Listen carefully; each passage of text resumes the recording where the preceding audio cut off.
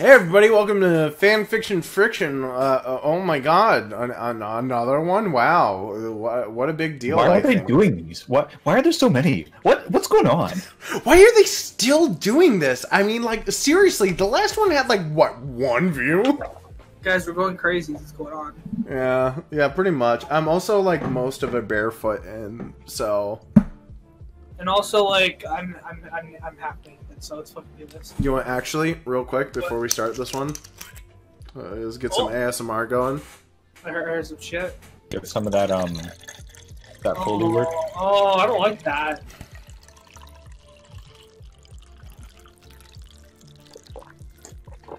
Oh, stop! Oh, I heard it drink. You're welcome for that. Thanks for the tag team there. Oh, my fucking ears got molested. Alright. Go ahead, narrator. Give us the old intro to the story. Explain it.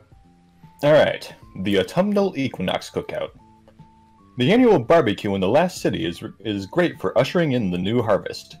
Valerie sees it as an opportunity to flirt with the drifter. Oh no. Valerie's the OC. You've made a mistake. He'll leave you for cigarettes. And not as in he says he's gonna go pick up cigarettes. He will leave you for cigarettes. What? Oh boy. Alright. The sun hung in the middle of the sky, cradled by hazy clouds. Summer was fading.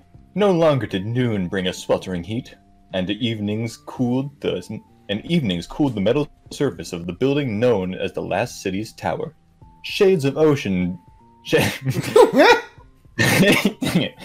The whole ocean swept over the city. It was catastrophe. The second flood. Alright.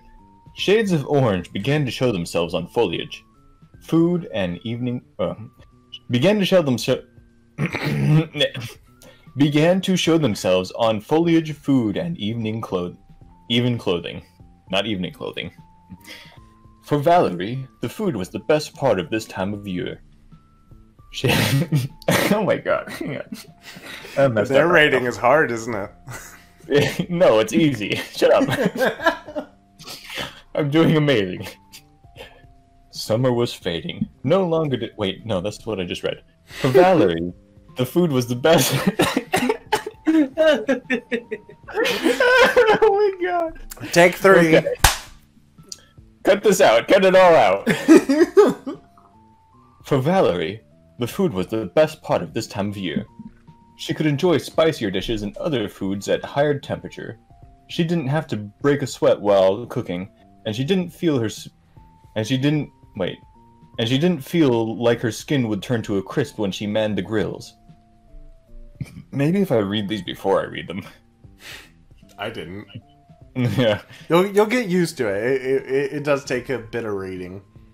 With the turn of the season came the Autumnal Equinox Cookout, an event held at the tower for citizens and guardians to enjoy fellowship and the plentiful harvest. Tower staff and guardians volunteered their time to prep and cook food and drink, hand out flyers, and host activities such as raffles and workshops. There was even a dance-off. But since Valerie wasn't too keen on dancing, her main focus was the cuisine. This year, she'd spent the early hours of the day, and I'm getting more and more pretentious as I read this. I don't know what's happening. I'm getting more and more pretentious as the sentence goes on. I'm incapable of reading this in a normal voice now. Okay. This year, she'd spent the early hours of the day helping with food prep. She had cut vegetables and marinated meat and set them aside to be grilled. She'd asked about grill duty, but even an organizer told her someone else had already observed that position. She was a little skeptical, but shook the worry from her mind. It didn't take a mastermind to grill meats. And wow, this is exactly what I was expecting when you said that Drifter was at a cookout. That Drifter would be on the grill, and whatever he's serving is very questionable at best. It's all like fucking hive chunks. Yeah. Pieces of all his dick. Oh no. Oh no. Don't worry, he can regrow that. The ghost will get on it. Yeah. It'll be better than ever. The event was set to start at 5, but with entry available at 4. At half an hour till 5, Val hands her reservation ticket to the door committee, then dumps a handful of glimmer into the donation box, enough to cover her meal 3 times over. Her eyes scanned the wide outdoor space of the bazaar. To her left was a long table displaying door prizes, such as pumpkin-shaped ghost shell, an overflowing cornucopia, and other various knickknacks. There were pop-up stalls near the prize table with people offering trial crafting classes such as woodcarving, knitting, and painting. The space where Ikora Ray was normally found was cleared out to accommodate a wooden dance floor and DJ setup. Valerie wondered if Ikora would participate in the dance competition. That would be a rare sight to behold, and Val bet that the Warlock Vanguard would put everyone to shame with her moves. Amidst the chatter, she heard a faint sizzling sound, paired with the biting smell of charcoal. She turned her eyes to see a pillar of smoke rising from the garden terrace. She'd sacrificed dancing and crafting to sate her appetite any day. She weaved through small groups of people talking and eating, past a craft table, and the mini dance floor set up near the center of the bazaar. When she stepped onto the terrace, she saw a bald awoken titan standing before an enormous metal grill. He wore an apron over his silver and red armor. Oh my god, Zavala's the grill master? Why? Did you think he was gonna let the drifter cook? No! Yeah. Who's gonna stop him? Zavala?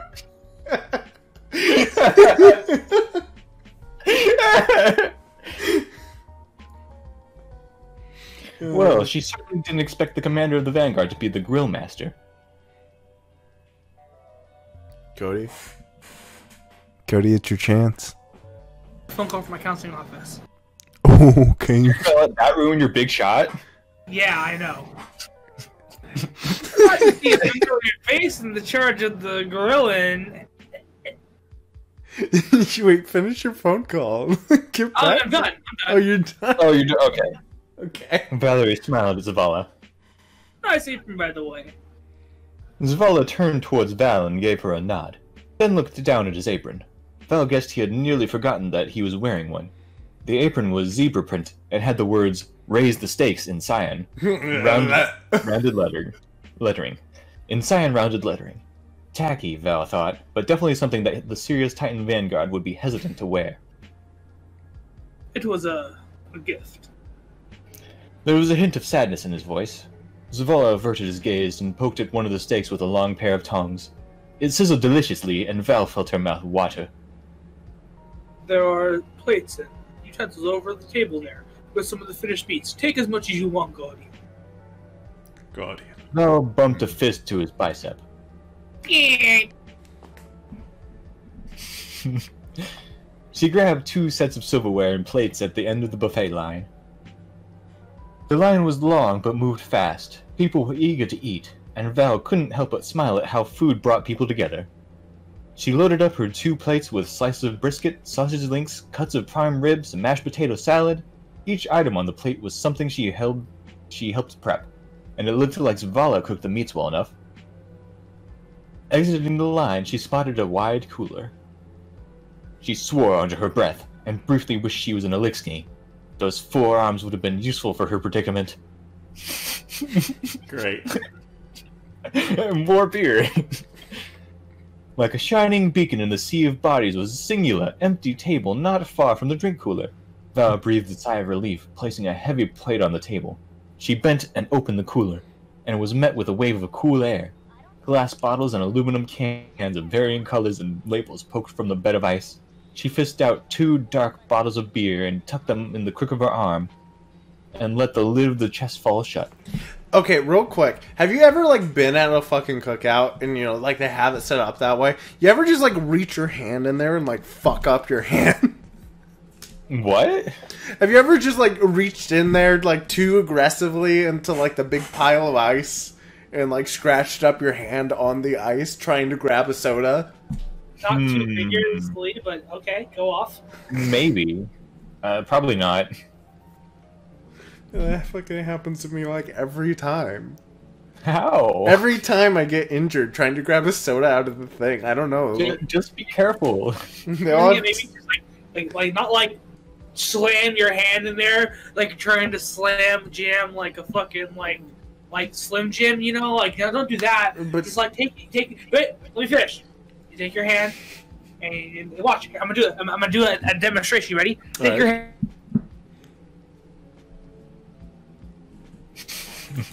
I'm gonna guess that's him doing that, like finishing that up.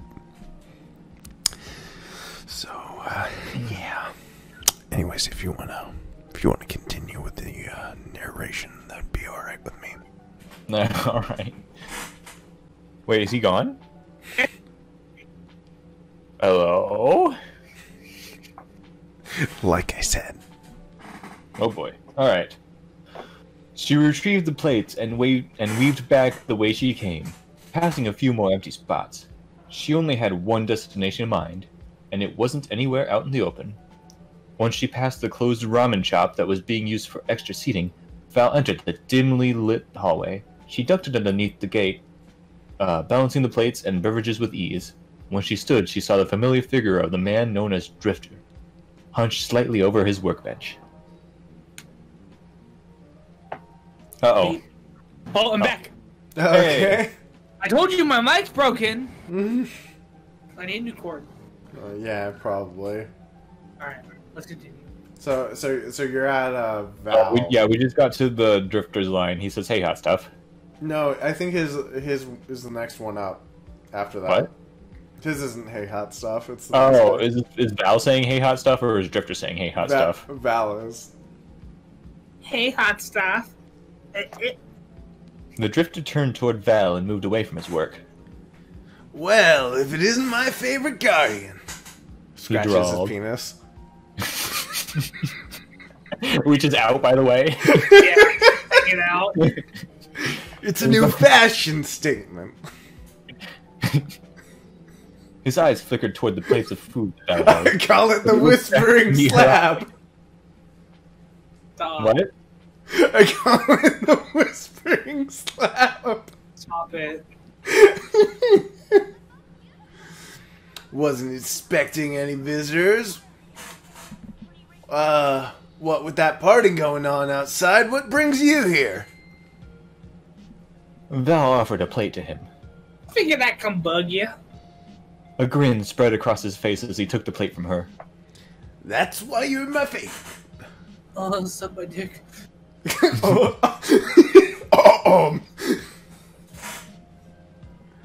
Is it now? She sassed, but handed him a beer and a set of utensils. She was certain that she wasn't the only guardian he'd used that line on. I'm your favorite because I feed you, or because I like to bug you. Both. Drifter replied. Just a few of the reasons. He set the beer down on the table beside him and gripped the fork.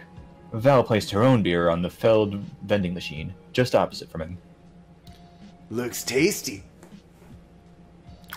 He said, eyeing his meal. Did Drifter kill the vending machine? Yes.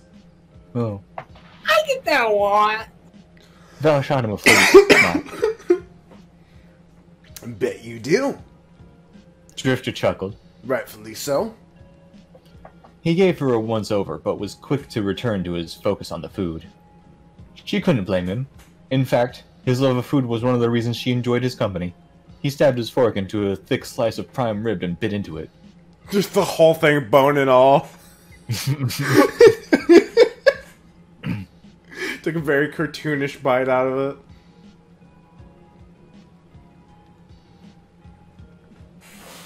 Cody is Drifter. Hope it tastes as good as it looks. I didn't do any grilling, but I seasoned all the meat. I'm gonna season your meat. What do you think every line is Drifters? Hey, if it isn't my favorite guardian, I bet you think it is. Hey, is that me in the mirror? Wow, aren't you fucking tasty? Looks tasty. I get that a lot. The drifter's eyes closed as he chewed. Hey, he's really into this. Mm. That's real good. He finished the slice, then moved on to the brisket. He finished a whole slice of steak.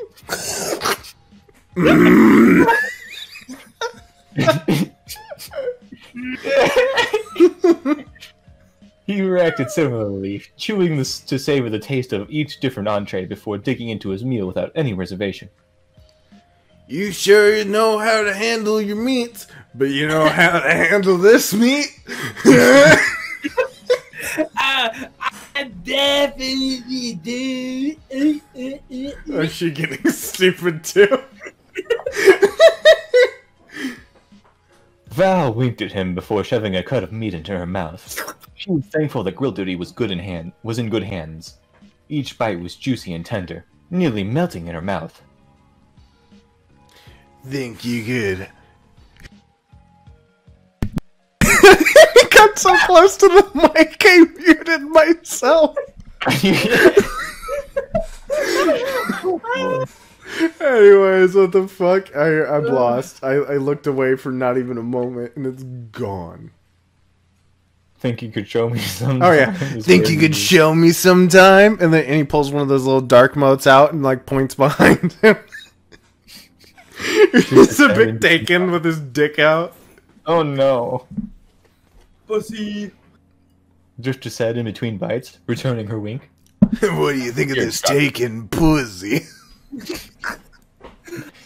I'd love to. Talking drew to a minimum as both Val and Drifter scarfed down their food. Oh! Two animated down the scene. Val set down her plate and reached for her beer. She glanced at him, and then angled the top of the bottle against the edge of the vending machine. She brought her hand down against the bottle, and the cap came off with a resounding pop. She took a hefty swig and leaned against the machine, watching him. Oh, right. I forgot I was reading a story.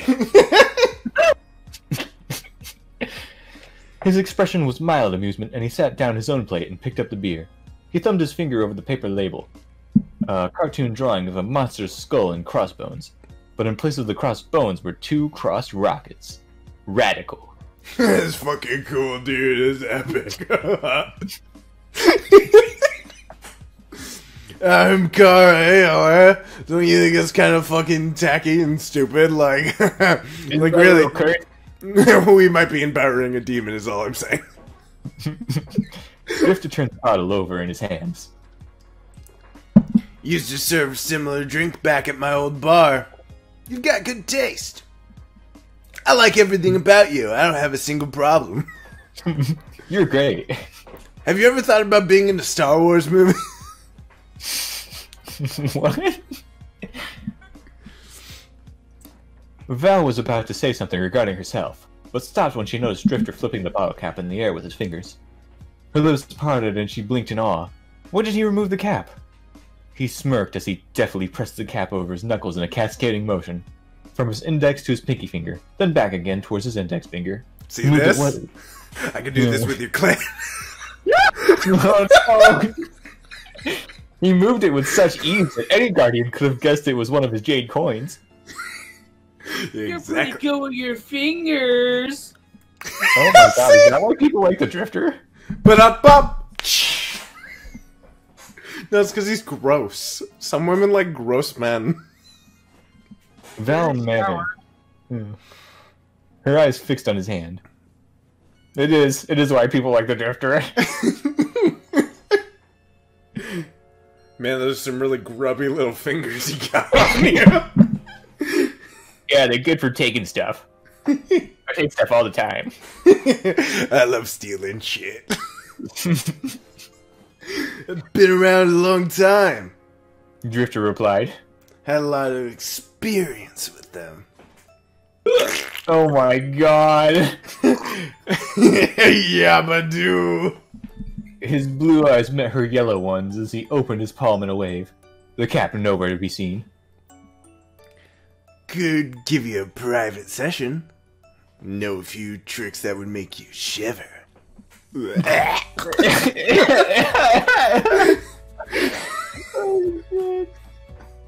way he drawled out that last phrase did indeed make her squirm. Val tried to hide it by shifting her weight and taking another swig of her beer. God, you're making me so wet.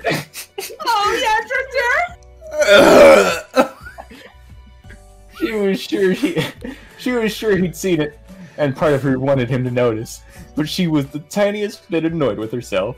Flirting came naturally to her, but she had never met anyone who had such a way with words the way the Drifter did. He drops his pants. Primeval's up.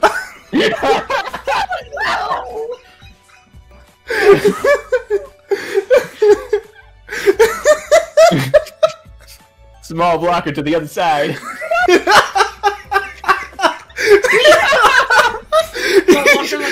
Small blocker is like a midget. She was drawn to him, but he was pulling her into a dizzying dance. A game Val never considered that she might walk away from as one who got played. Just as Val took a step forward toward the... Oh, fuck. Just as Val took a step towards the Drifter, the walls and floor of the room began to vibrate. Deep, bassy music came from the direction of the bazaar, but then cut out suddenly. They must have been doing a sound test for the dance party. She had no interest in dancing, though, so she returned her focus to the man on her before.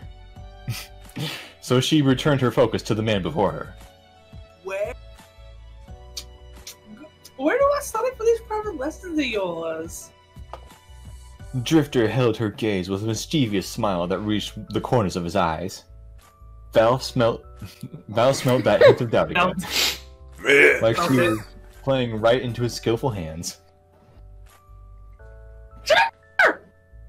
A high-pitched voice called from beyond the gate, and moments later a girl with light brown hair came sliding through the gap. What are you, The girl said as she stood, sensing the Drifter wasn't alone. Yeah, okay. Val mumbled. Drifter Steph would have laughed. What? Large enemy clock blocker to the other side. The girl blurted, and when her eyes adjusted to the dim light of the room, her face lit up in recognition. God!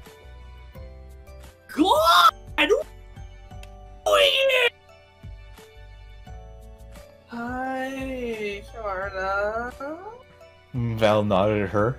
I shouldn't be asking you that. Karina frowned. Well, I needed a dance partner, and I was there to ask the Drifter to come onto the dance floor. She explained, glancing at him. But since you're here, I'll take you instead. She crossed the room and tugged at Val's arms. Come on, I want to dance. You're welcome to tag along too. She smiled sheepishly at him, not meeting his eyes. Let's go! She pleaded, pulling her friend's arms with more force. Val sighed. You know I can't dance. Can't dance or won't dance? Yes. Karina groaned. I'm leaving here empty-handed. Drifter crossed his arms, but smiled warmly at the two women.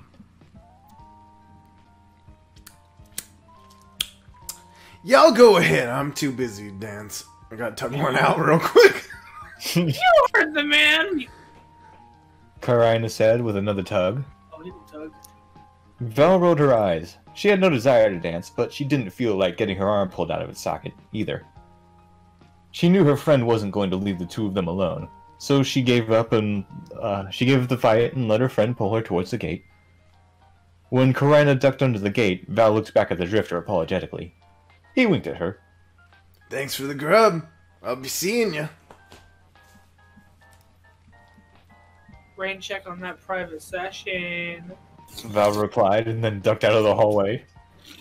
Well, and that's all she wrote. That's the Autumnal Equinox Cookout. God damn it! I wanted to hear Drifter get his dick sucked. I honestly kind of want more of this one. I didn't think I'd walk away saying that. Did they blue ball you? They did a little bit. Oh. So, I want to insert Gambit lines into porn videos now. Oh no. Oh, fuck. Alright, well... Get those moats, Guardian! Get those moats, Guardian! And he just comes. Real hard. Anywho. Cody... Is dark mode shit? What? No. Dark mode scat? Sorry. Oh, no. Wait, what? No, why? Because regular modes are cum, so dark modes are scat. They are? Alright. So, I think dark modes are just evil cum. evil cum! Evil cum! It was come from beyond the veil, Guardian. Anywho, Cody, what did you think of the Autumnal Equinox Cookout? Wait, I got this. Wait, I got the funny. Are you ready? I got the funny. In the words of someone who reviewed our thing, 3 out of 5. 3 out of 5. That's what, wait, for the reasons, it's jumpy and hard to follow. While you can follow what's happening, you simply won't, something, it's really small, I can't read it very well. You can't really do interest. My interest waned throughout Chapter 4 and into Chapter 5. And that is my review of the Equinox Cookout by, Literupture. He's a furry. They're a furry. Eric, what do you give this one? 2 out of 5. Not enough boning. I give this. Hey, if you're listening out there, Mr. or Mrs. whoever wrote this or other, could you write more? Like, actually, like, I wasn't expecting to, like, come in here and want more of this, but, like, actually, I want to see where this goes. So, could you please? No, wait, no. 1 out of 5. Drifter should have been the cook. All right, we'll see you guys on. We'll see you around.